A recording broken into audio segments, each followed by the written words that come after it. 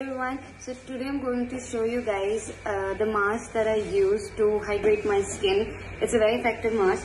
So very simple, very simple. So all you need is sabja seeds. Yeah, I mean you call it chia seeds, or I don't know if they're different.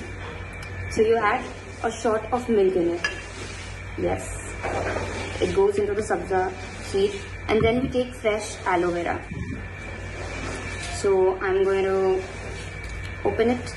So this mask is very hydrating. It doesn't do anything for acne and all, but just nourishes your skin. And I think once a week, everyone should just, give their skin some nourishment. So I'm going to put some fresh aloe vera. I know it looks very, but it's very good. I love aloe vera. I think aloe vera is very good for your skin. जसे की आपल्या सगळ्यांनाच माहिती आहे, उर्फी जावेद त्यांच्या अतरंगी कपड्यांमुळे खूप फेमस असतात, पण त्यांची स्किनसुद्धा खूप ग्लोईंग आहे. आणि त्यांचं म्हणणं आहे की या चिया सीड मास्कमुळे माझी छान स्किन हायड्रेट राहते आणि ग्लोईंगसुद्धा राहते.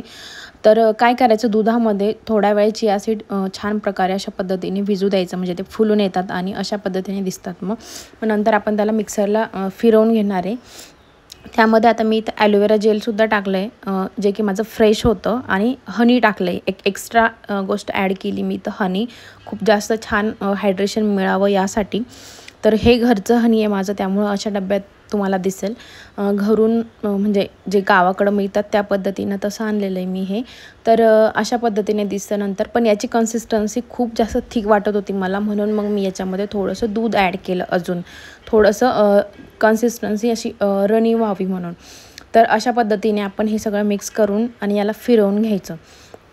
छान प्रकारे मिक्सरला फिरवल्यानंतर खूप छान अशी, अगदी छान अशी पेस्ट तयार होती आपली, जेणेकरून आपण फेसला लावू शकू अशी. बघू शकता आता छान प्रकारे बारीक झालेलं आहे आपलं. तर आता हे पेस्ट मी एका बाउलमध्ये काढून घेणार आहे आणि छान अप्लाय करणार आहे. अप्लाय करण्याच्या आधी माझे केस मी पाठीमागे असं बनवून घेणार आहे आणि मग नंतर अप्लाय करणार आहे. तर तुम्ही बघू शकता कशा पद्धतीचं थोडं स्टिक्की असतं हे. तर हे अप्लाय करायला लागलं की म्हणजे असं खाली सरकतं, म्हणजे राहत नाही ही पेस्ट. तर मे बी माझ्याकडून जास्तच पातळ झालेली, पण तुम्ही थोडी थिक करा जर करणार असाल तर. तर मला करून बघायचं होतं की खरंच याचा रिझल्ट एवढा छान येतो का, म्हणून मग मी ट्राय करायचं ठरवलं.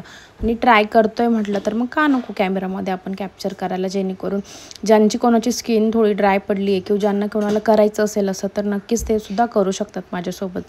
तर छान प्रकारे आता अशा पद्धतीने मी पूर्ण मानेला पण लावलं आहे, हातांना पण लावलं आहे आणि फेसला सगळीकडे लावलं आहे. जे कोणतं पेस्ट मी अप्लाय करते फेसला, ते मी माझ्या हातांनासुद्धा नेहमीच अप्लाय करत असते. तर या मास्कसोबत माझा अनुभव कसा होता तर मी तुम्हाला सांगणारच आहे ती गोष्ट पण. तर खूप छान आहे हा मास्क. मी याच्यानंतरसुद्धा प्रत्येक आठवड्याला अप्लाय करणार आहे. पूर्ण एका महिन्यात मी 3 ते 4 वेळेस तरी करणार आहे, जेणेकरून मला अजून छान रिझल्ट या मास्कचा मिळेल. तर हा मास्क खूप सोपा पण आहे बनवायला आणि इझी पण आहे, आणि खूप सॉफ्ट आणि खूप छान अशी स्किन आपली होती. नक्की तुम्ही पण एकदा ट्राय करा. आणि तुम्हाला पण हा मास्क आवडला तर मला कमेंट करून नक्की सांगा.